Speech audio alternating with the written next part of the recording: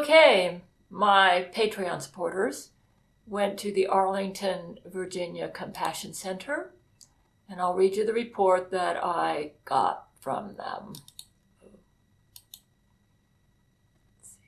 Or they're using brain control on me, trying to get me to not even hit the right buttons on my mouse. Okay. Dear Gail, as you know, we received a message from one of our supporters in the comments of one of your YouTube videos regarding the Arlington, Virginia Compassion Center. He claimed that his wife had joined the queue of people in front of the center and refused to leave, much to the dismay of our supporter. According to his message, his wife eventually entered the center and has been missing for days. I actually encouraged him. I said she goes in at her own risk and that we cannot be held responsible for what happens to her in there. And I said, show her this YouTube video I just made where I am letting her know that we have nothing to do with this compassion center and we cannot be held responsible for whatever might happen to her when she goes in there. Apparently, it didn't work. His wife, according to his message, his wife eventually entered the center and has been missing for days.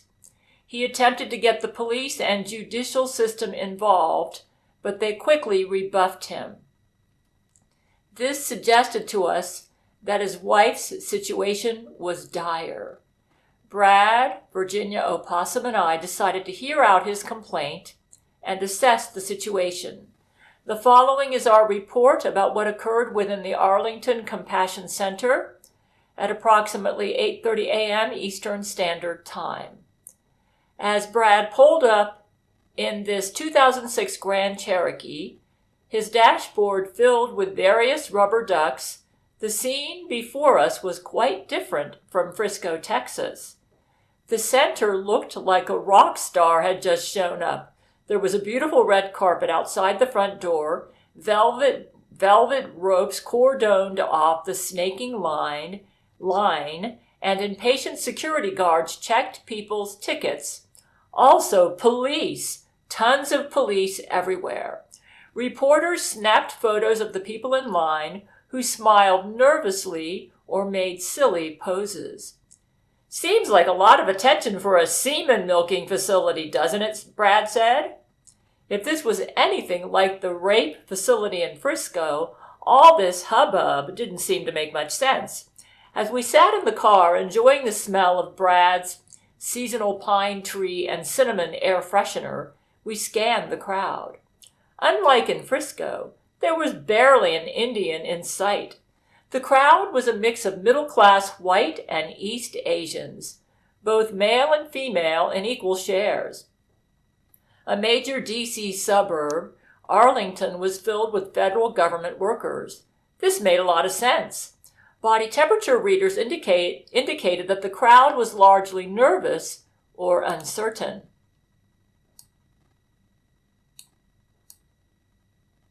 Our intelligence had stated that unlike the Frisco Center, Arlington was not advertised as a walk-in hand job clinic. Rather, it advertised opportunities for the jobless and hope for the hopeless. There were no Church of Gail banners in sight. As we watched, well, so that's because we were exposing them, so I guess they wanted to get you into the building first before they did their dirty stuff. Yeah. As we watched, the front door opened and a giddy blonde woman stepped out. Isn't that the secretary that the Indians gang raped in the Frisco Center? I asked, nudging Virginia. She responded, looks like her. Maybe they're twins or clones. The blonde woman spread her arms wide and opened her rouged lips. Good morning, everyone. The Church of Gail welcomes you to our pre-Veterans Day festivities to celebrate all of you, our fearless federal government civilian veterans. We want to recognize all of you frontline warriors in the fight against the Trump administration, whose diabolical cuts have brought this country to its knees. Now, everyone in line should have received a color-coded bracelet, and you will be let in by color shortly. We are so glad to have you here today. She made an excited gesture and scampered back inside. Well, that's some bullshit, Brad snorted. We scanned the crowds to figure out commonalities between people wearing the same color bracelet. This is going to take forever. Can't we just have the Church of Gail do this? We need to get in there and blow this place sky high, Virginia pointed out. All right, I sighed. How do we get in, though? Just stand in line? We left our gear in the car to avoid detection and joined the line. A man approached us and handed out colored bands, green for me and Brad, yellow for Virginia. We waited for an hour, watching as the crowd before us disappeared into the building one by one. Then a message from the Church of Gail came through our comms. Caution! It looks like they're sorting people, but we can't really figure out what the difference is. You're likely to get split up. Remain in contact through your inner ear comms at all times. Once our turn came, Brad and I were taken into the building and directed by the blonde woman to walk down a green-painted hallway. Likewise, Virginia went down the yellow hallway.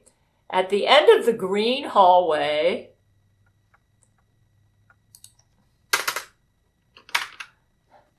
a man in a black suit clipped off our bracelets and guided us to a wall lined with plastic chairs. We sat down and continued to wait. Motivational posters in the room said, "Welcome to your future and make a difference." One had a majestic-looking dolphin with a rainbow over the horizon saying, "We're making a new world. Are you in?" This looks like a temporary agency for Christ's sake, I muttered. Then another black-suited man came in and motioned for me to follow. Brad cupped my shoulder and gave me a stern but knowing look. I got up and followed. The man silently led me to a room where a woman in a red leather duster sat, sporting an air of authority, though I couldn't help but think that she looked familiar. As I sat down once again, the man stood blocking the door. "Welcome, sir," the woman said with a mellifluous tone. "Are you lost?" No, your guy led me here. What do you—" "Correct. You desire direction. You came here and followed orders. We can provide that." What?" "You need purpose. We will give that to you." She caressed my hand and looked deeply into my eyes. The man grabbed me from behind and placed a cloth with a strong-smelling liquid over my mouth. I passed out. When I awoke, I was strapped to a chair with a television in front of me. A series of images danced across the screen. The Vatican, money passing hands, a beautiful angel breaking his chains, a demoness with the face of Gail, a skyline on fire, a massacre of doctors and nurses, a man tipping a black hat over his face, an exploding spaceship, and the gates of heaven. The images skipped so quickly and my eyes squinted to focus. Suddenly, a bright floodlight blinked on from behind the television. The woman from before appeared and dragged her red-painted nail across my neck from behind. "Watch, little pet, and learn." The images skipped faster and faster to dizzying effect. I saw a series of words appear between the images. Submit, obey, pleasure, pain. Submit, obey, pleasure, pain. My Church of Gail mental conditioning kicked in, resisting the subliminal effect of the television. I knew that I had to play along.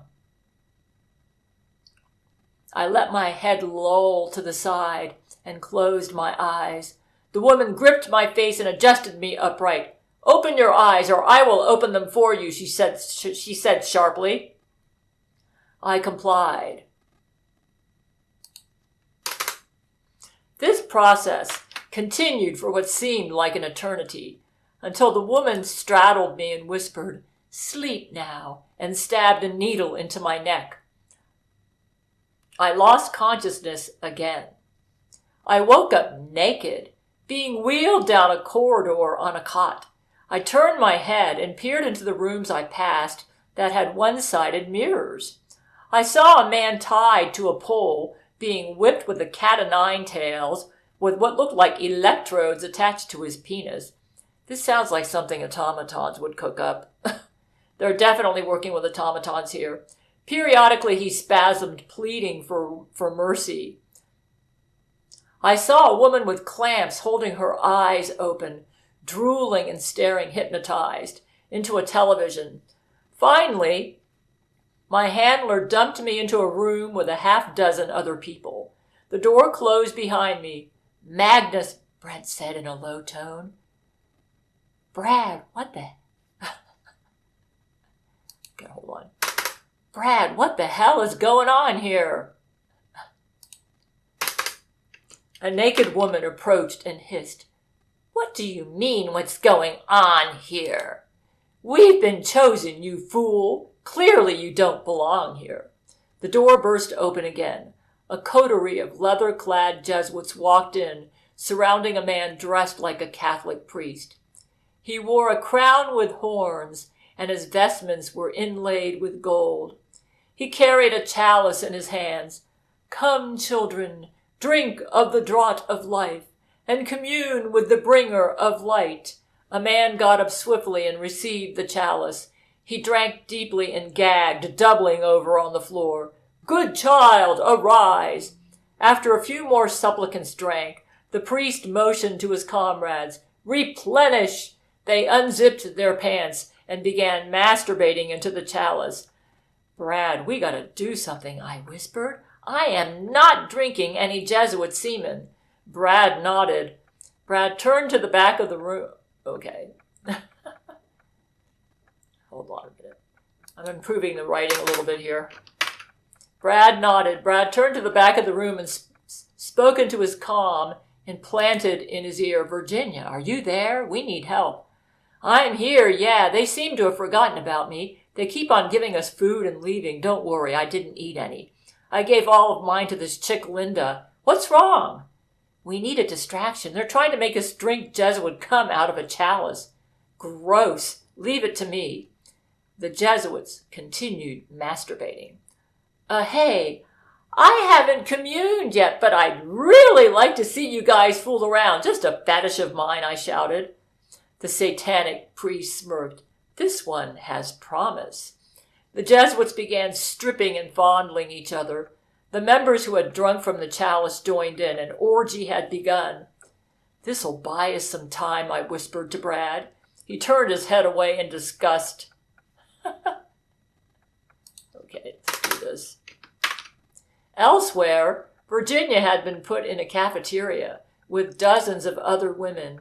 Piles of soiled plates crowded the tables. A buffet with all sorts of options stretched across the back wall. Wow, this food is great. I can't believe the Church of Gail is so generous, one woman said happily. Virginia attempted to contact Brad and I, but we hadn't answered. She had a picture now of why. She approached the swinging doors to a kitchen and peered through the portal window. Chefs were hard at work preparing a variety of meals. She pushed through. Hey, I have to pee. Where do I go? Go out of the cafeteria. And to the right. It's right there, a chef said to her in a melodic tone. Virginia exited the cafeteria and looked around. The yellow hallway stretched far and was dotted with different doors. She slowly made her way toward the bathroom, jiggling door handles as she went. She observed that pipes lined the ceiling and led into one particular doorway. That must be where the water main is, she thought to herself. The door handle would not budge. Being a gypsy, a locked door was typically no problem for her. Despite being reformed, thievery, realistically burglary here, was in her blood. She produced 2 strips of titanium from each sole of her shoes. Aware of her surroundings, she placed them in the lock and jiggled. Each lock pin gave way and click, the door opened. She slipped inside. The pipes overhead led into a zone behind thick glass on the other side of the room. Each pipe seemed to empty a kind of slurry into a trough. Beyond the plexiglass, a gigantic whale of a woman entered in pleather pants cracking from being stretched beyond their capacity. She turned back and yelled, "Bring them over! Food's ready!" Virginia steadied her breath and ducked behind cover to avoid notice. Several women from the cafeteria were led into the room and ordered to line up. The whale produced a baton and struck the first woman on the back of the knees. After she fell, the whale clutched her by the back of the neck and shoved her face into the trough. "Listen, the rest of you. This is how we will liberate ourselves. Within every woman is a divine fertility goddess, a Rosie O'Donnell within us. Centuries of oppression will end. Now eat!" "Yeesh, these people are sickos," Virginia muttered. She rushed back to the cafeteria and burst through the kitchen doors. "Where's the slop? I'm starving." "We have lovely meals we can prepare for you. What would you like?" "No, I want the trowel slop. Where is it?" Slop? Perhaps with the trash in there?" The chef pointed through another pair of doors. Without a thought, Virginia ran through the doors into a room. Hold on a minute. Proving it right here. A room with waste disposal vats hoisted high on the walls. Each vat contained a channel at the bottom which led into a gutter. The gutter trickled into a pump system which led to pipes up above. "All right, feeding time is over." She clambered onto the gutter and delivered a swift kick, knocking it out of place. A few moments later, the pump emitted a dry sucking sound as it failed to draw in any slop. The motor buzzed, and a smell of burning plastic began to fill the air. "Brad, fire alarm incoming, I hope," Virginia muttered into her comms. The Jesuit orgy that we watched to get some time continued, but began to lose steam. Our eyes were scarred from acts we wished we never saw. We waited for the fire alarm to sound. Within minutes, a siren blared. The copulating Jesuit stood up in alert, redressed, and bolted out of the room, rushing the priest to safety. We doubled back through the doors we came through and sprinted down the hallway. "Not so fast." The red leather woman stood in our path, shaking a finger and drawing a figure 8 in the air with her cat of 9 tails. "You two are going nowhere. You have received a gift, and it is too late to back out now." The alarm continued to blare. "Brad, I think I recognize her. She's that one supporter's wife," I exclaimed. "What? That's her? She looks so different." "Ha! I am married to no mortal. Worm, I am a bride of the light bringer." She laughed spitefully. "You two will serve him too." They must have brainwashed her with the images like they tried to do with us. "Images? What images?" Brad asked. "They tried to give me a lesson about why Bible prophecy meant that Satan would win in the end." Well, whatever it is, they did it to her. We have to get her out of here." "Foolish followers of the errant Antichrist, I know who you are. Only Church of Gail mental conditioning could resist us. But we have converted your kind to our side before. Submit!" "Never!" I sprinted toward the Scarlet Woman, and in an attempt to tackle her. Hold on a minute. I sprinted toward the Scarlet Woman in an attempt to tackle her. She swiped her cat of 9 tails across my face. The barbs dug into my skin, drawing beads of blood. I staggered, but regained my composure and headbutt her in the stomach. She yowled. Brad ran over to restrain her. She struck out with a heeled boot and nailed him in the hip. With cat-like agility, she wriggled free of my grasp and pressed a button on her wrist. She sneered contemptuously and backflipped through a wormhole and disappeared. "Brad, Magnus!" Virginia came running down the hall, 2 obese whales struggling to pursue her. One whale tripped, and the other stumbled over her. On the floor, they wiggled, struggling to get up. "They're brainwashing women into becoming obesity terrorists down there." "Something similar is happening up here. We found that guy's wife, and she's one of them now," I yelled back. "Church of Gail," Brad said into his comm. "We're trapped. We need help." Hold on a minute. I can tell that they were stressed because their writing needs some improvement here. Okay. "Request confirmed. Stand by." A few moments passed. "Speed of light transporter is ready." "What? They want us to go in there?" Virginia said in disbelief. The obese whale guards got to their feet and trudged toward us. They produced cylinders from their pockets and fitted them into their mouths. They projectile vomited in our direction, missing us slightly. As the vomit hit the ground, the concrete floor hissed. They advanced, and the distance between us and a spray of sulfuric acid grew ever closer. "Hurry up!" Brad shouted into his comms to Church of Gail. Suddenly, the wormhole reopened. I pushed Virginia into the hole before diving in myself. Brad followed suit. We have no memories of what happened after this, though we are told that our survival is owed to the speed of light transporter. The 3 of us woke up in the med bay on the Church of Gail relatively unharmed and ready for duty. We have received news that the Compassion Center was destroyed in a car bombing. Oh goodness, this didn't work. Oh, here we go. Car bombing using a 2006 Grand Cherokee. A driver veered the car packed with fertilizer into the building and detonated. The entire building was leveled and the neighborhood was filled with ash. Several rubber ducks were found at the scene. The casualty toll is still being calculated. The identity of the driver is unknown. However, the Church of Gail is being blamed for perpetrating this attack. According to Jesuit-run fake news, they claim we corralled these people into the building and then blew it up in order to silence dissidents against the Spiner-Trump administration. That's because Donald Trump basically is my husband Brent's puppet. My husband Brent is the president. The truth of the matter is that the Compassion Center was a Jesuit and then privilege reborn recruitment center. The Jesuits gathered, fired federal government workers, preyed on these workers' hatred for the administration that fired them, and promised them a future.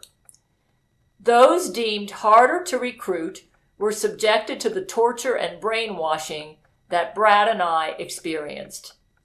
At the same facility, Thin Privilege Reborn preyed upon the same population of women, most of whom lean liberal, and attempted to brainwash them into joining their obesity jihad. We suspect that they were infecting them with low levels of DN Avery. We were not able to recover our supporter's wife, as she has become one of them. The war continues.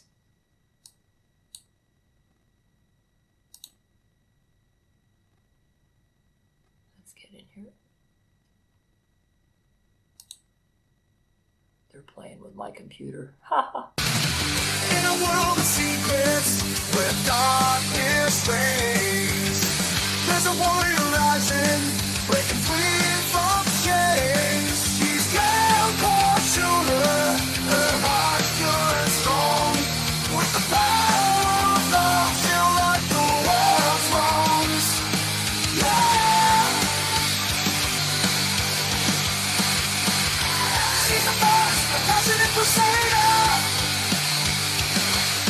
Stand by the side, they'll conquer it all. Through space battles and trials, they'll never fall. Gail Schuler.